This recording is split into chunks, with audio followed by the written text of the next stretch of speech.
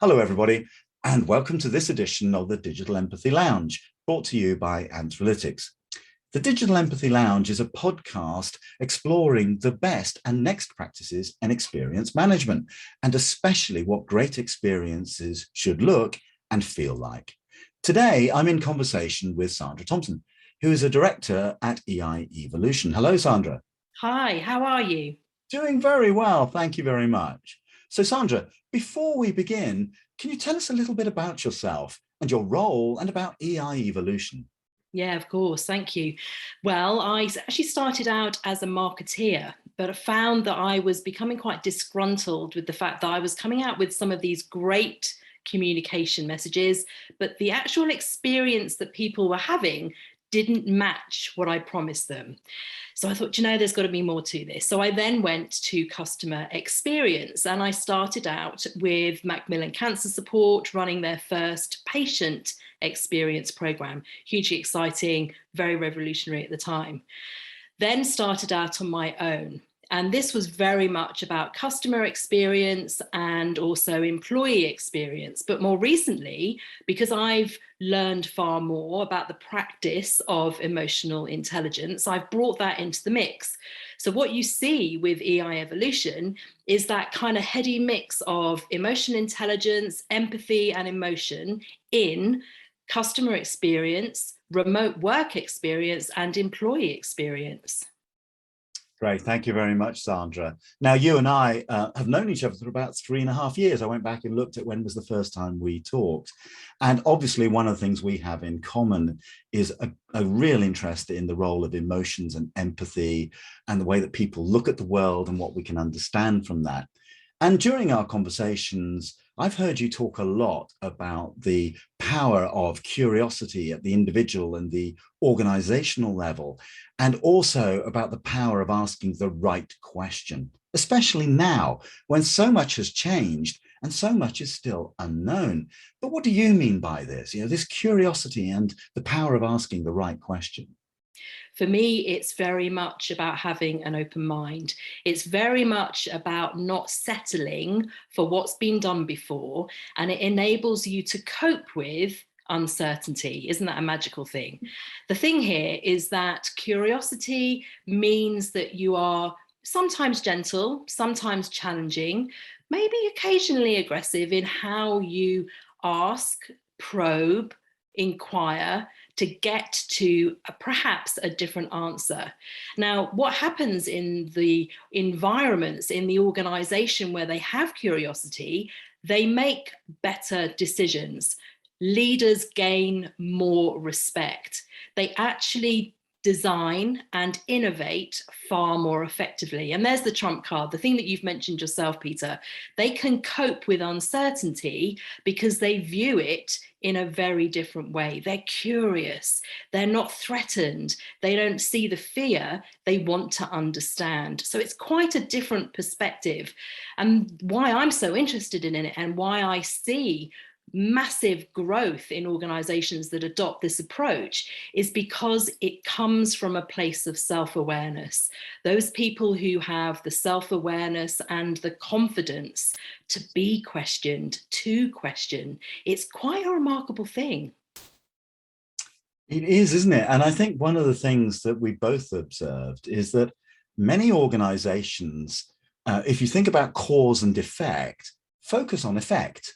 They want to know about the outcomes and, is the outcome what I predicted it to be? But very few go that extra step in the journey to understand the cause or to question, does it have to be this way? Yeah. What would be the best possible outcome from this? So it's in this world where we find ourselves, to say, where there's been so much change and there is no specific handbook about how to deal with this. It's for some organizations see it as a threat. We would love to go back to the old normal. Unfortunately, the old normal doesn't exist anymore.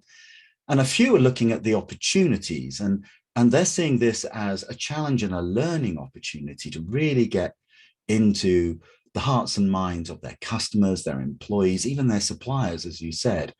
And one of the things that's been very interesting is that real focus over the last 18 months or so about not just changing consumer behavior and what's causing that and what it might lead to, but also employees, and particularly employee well-being and how we engage with them.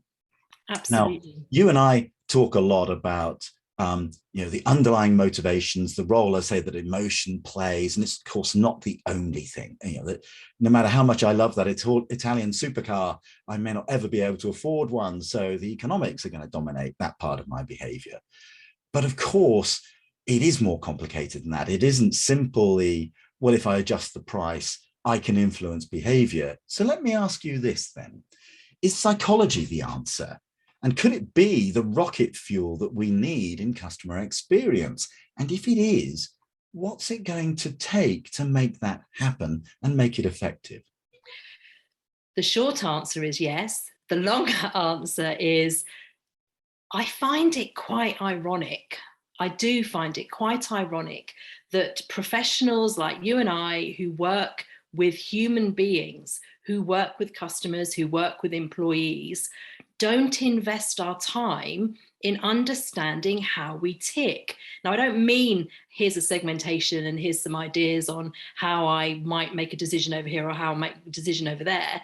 These are the fundamentals of how our brains are wired. Daniel Kahneman, Thinking Fast and Slow, many of us may have read that book. Some of the content of that book could be applied today in organizations with great effect.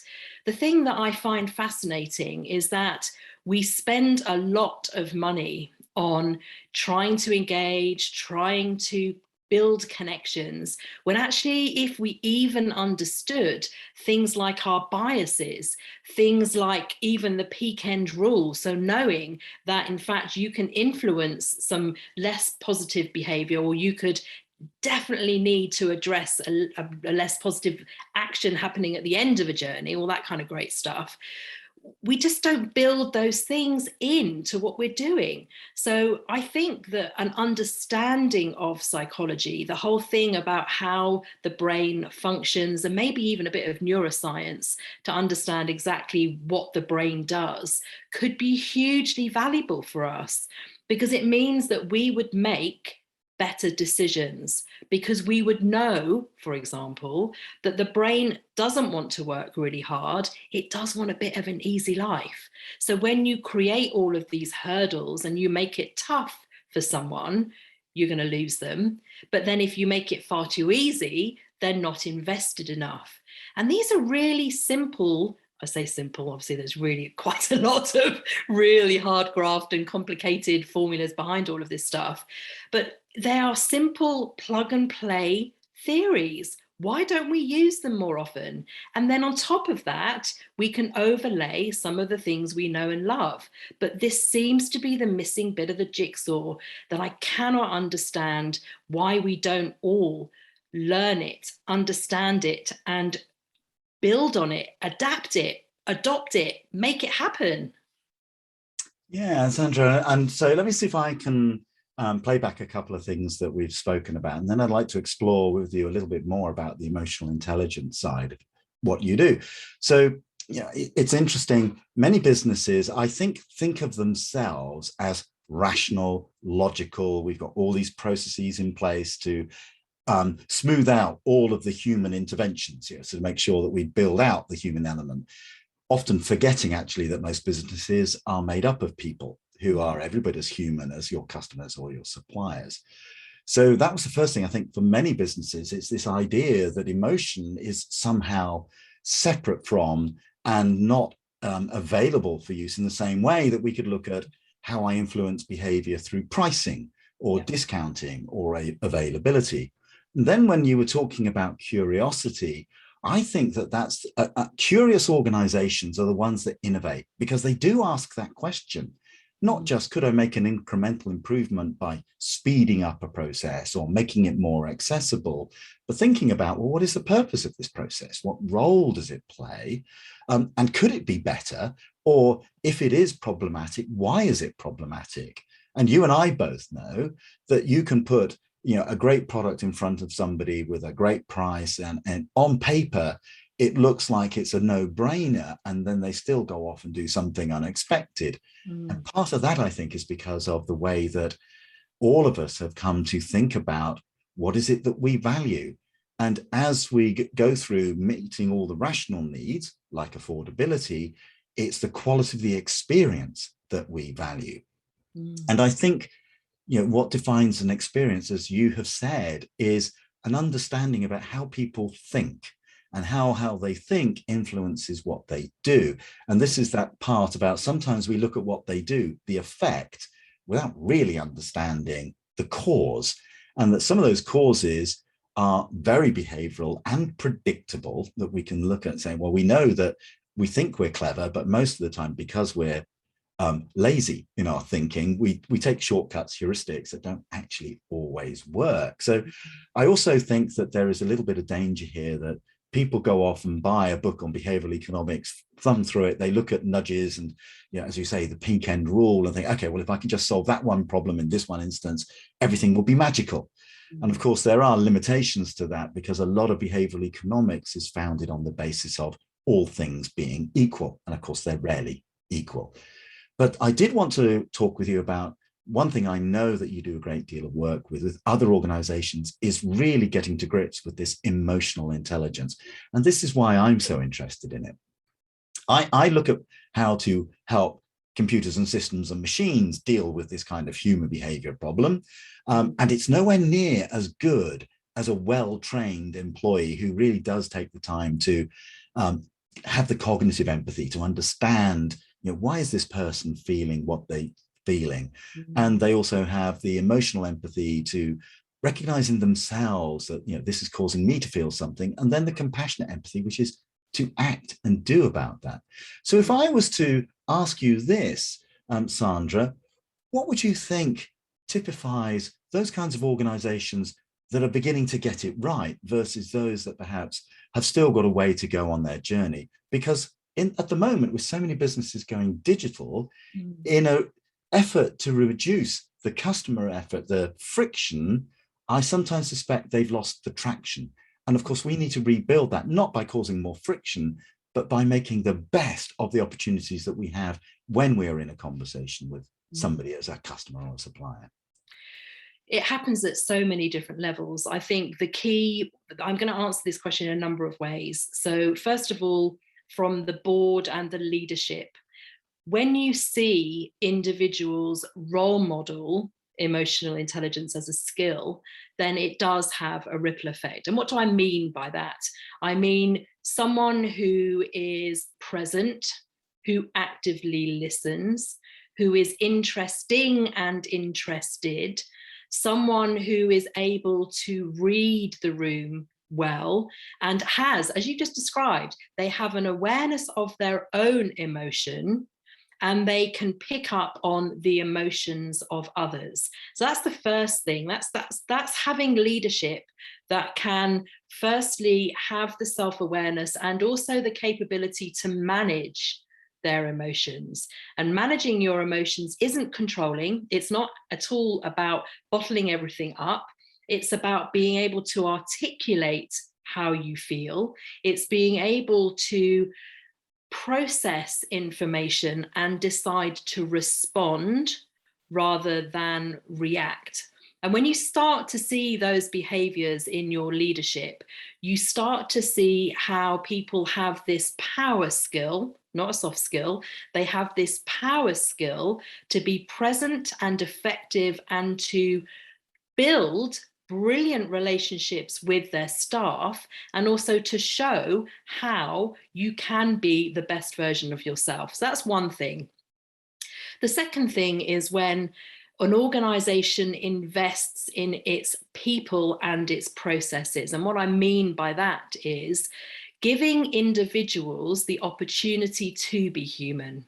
Now, in so many organizations, there are so many rules, and this actually cuts across curiosity as well, because very many times our curiosity is stifled because we either don't have the permission or the rules that exist prevent us from investing the time to think in a slightly different way. So when you give people the opportunity to be human, to connect, to respond to whatever is coming up in that moment, then you can see that genuine, authentic, human connections are being made, not only between employees as colleagues, but also colleagues to customers. Now, I think all of us have had a handful of experiences when someone has taken the time to properly listen. They have had the ability, as you've described, Peter, to use their compassionate empathy to act on how they're feeling. But here's the trump card. Some organizations are fooling themselves because they perceive that they're doing, in inverted commas, empathy, when actually it's not at all the case, because they haven't been taught how to recognize emotions in themselves. What they think we are feeling is actually their own feelings, not the ones that are actually showing up. So empathy is very often misunderstood, and only with the skill of emotional intelligence, having the self-awareness and the ability to manage how you're feeling, how you're showing up, is there space, coming back to curiosity, to ask those magnificent questions. How are you? Very, very simple. How may I help you? How can I be of service? How might that be for you? What else can I do? How does that sound? Etc., etc., which opens up the opportunity for someone to say more than they normally would. And that's when the connection is built.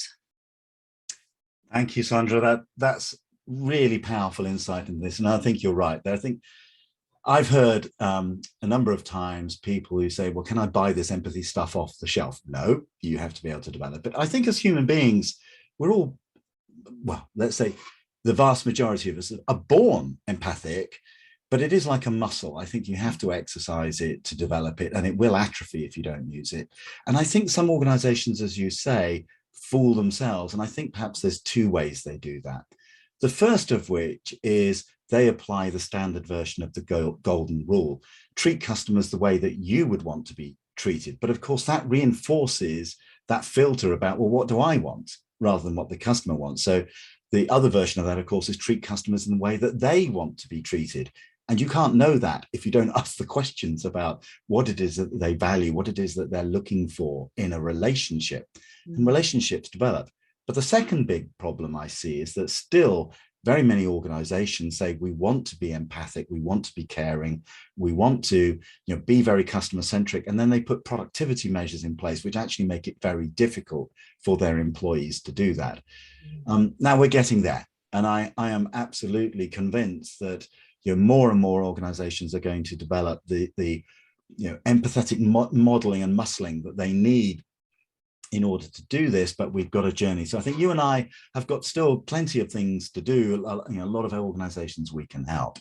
And I look forward to seeing some more of the work that you are doing and the EI evolution.